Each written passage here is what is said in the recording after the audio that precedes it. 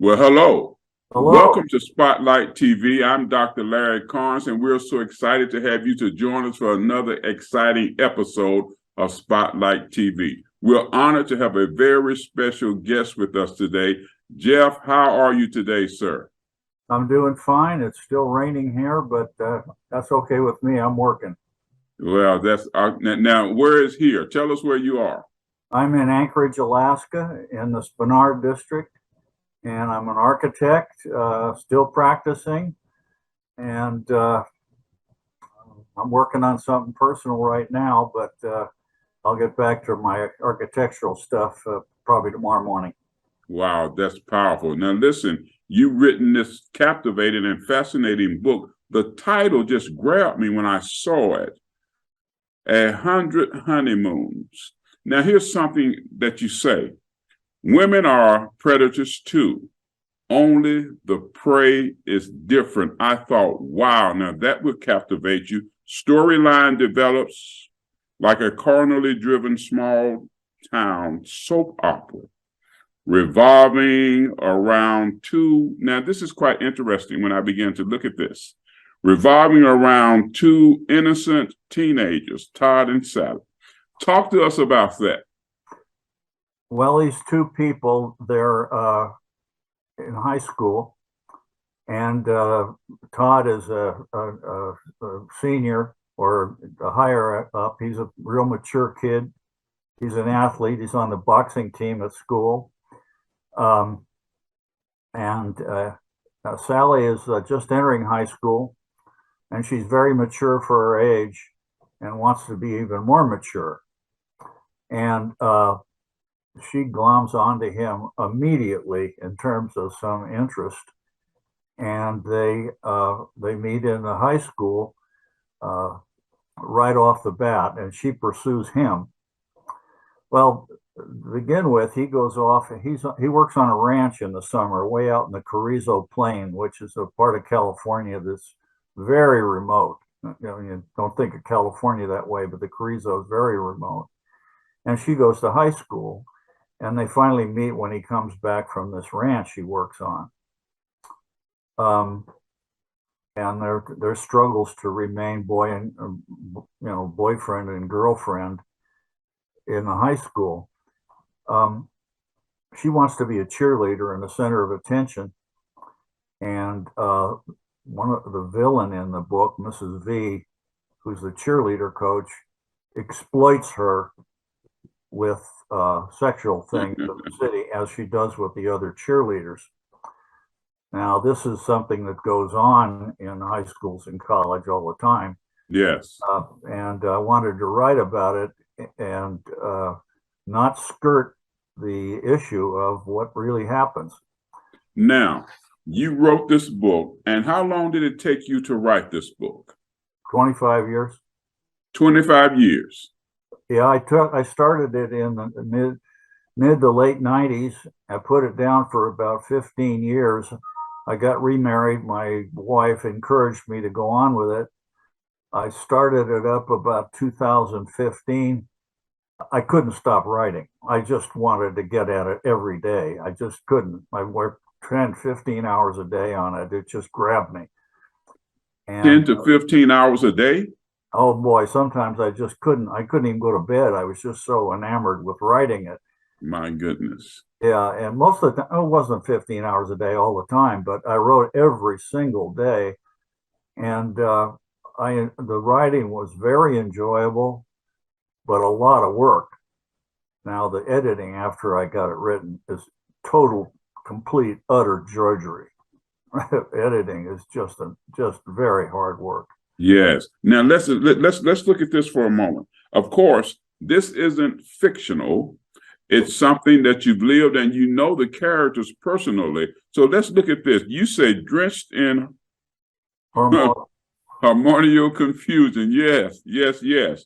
Todd's teenage adventures offer a good number of relatable moments for the reader to grip. Now, Sally's journey takes her from a naive cheerleader to a mature woman.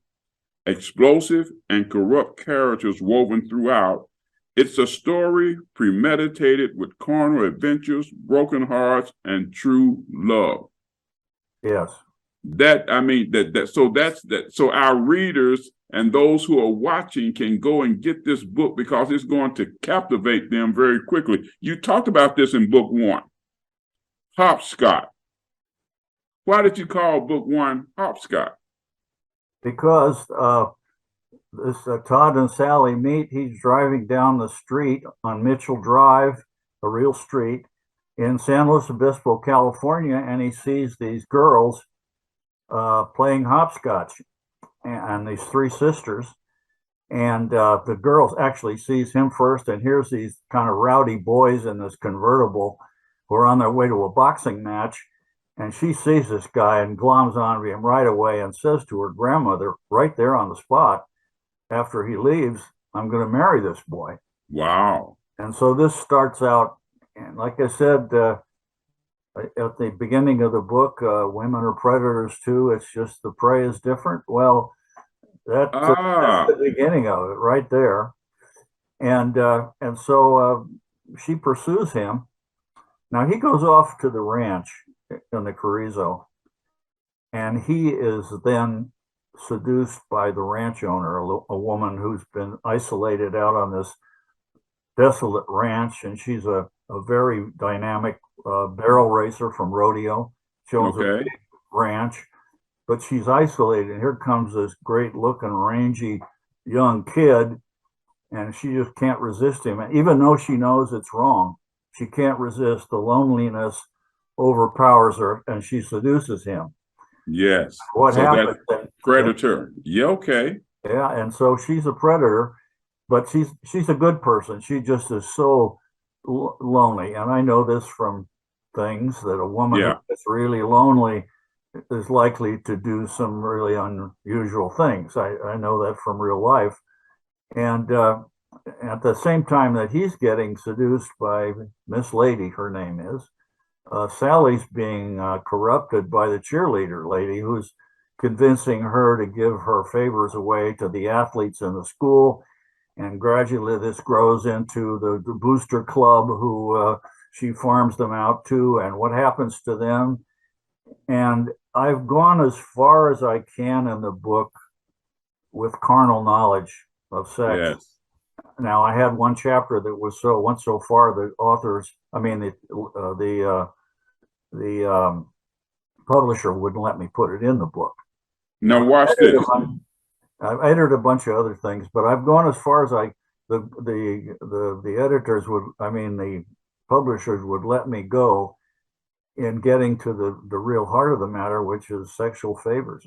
Yeah. So you talk about chapter 6 of book 1, the fence. Give us a little bit about that, and then I want to touch on some of these other books. Oh, the fence. You've touched on my favorite chapter.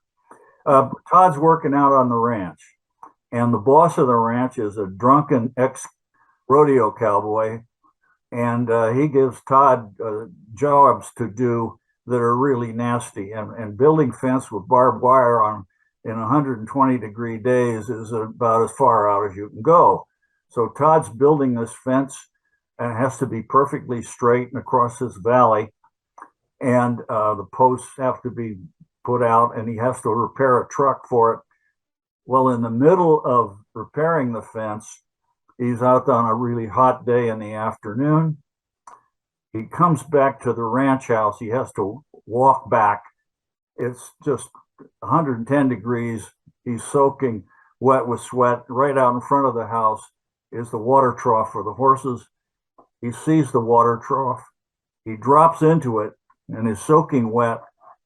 And when he stands up, Miss Lady, the woman who runs the ranch, is standing over him, seeing him. And of course, she sees him outlined in wet Levi's and a wet shirt and his shirt open. And this is the last straw in her resistance to seduce him. And she takes him inside the house and seduces him, and very, very expertly. She knows what she's doing. Straight out the water trough. Yeah, and they just begin a summer of just out and out, just on top of each other. Okay. And in this, now, sure. Let's move to book 2. in the few minutes we have left. Let's look to book 2. Book 2 is called Carnal. And in chapter 10, you talk about school days. Yeah.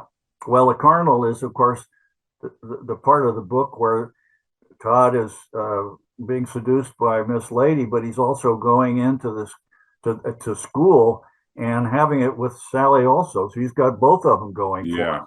And wow. School days is about what it's really like to be in a high school where the competition in the hallways, you and I remember that. It's not that way anymore, but hallways in the school are the social meeting ground of the whole thing. And all these guys and girls are hustling each other and what goes on, and how the cheerleaders are now really embedded in this sex for favors, money for sex thing. And so Miss V is Miss V. So Miss V you talk about here in book 2 also. So she's involved with this thing. I got an award for that, for having the best villain. There was wow. I submitted it to a competition, and I got an award for having the best villain in any book. Wow, we have just a couple of minutes left. Let's move to book 3. Book 3, you titled it Letters, and I looked, it's just full of letters. Talk to us briefly about that. He gets in trouble in high school, and he has a choice between joining the army or going to jail. He started a fight. He chooses to go to the army. They make him a medic.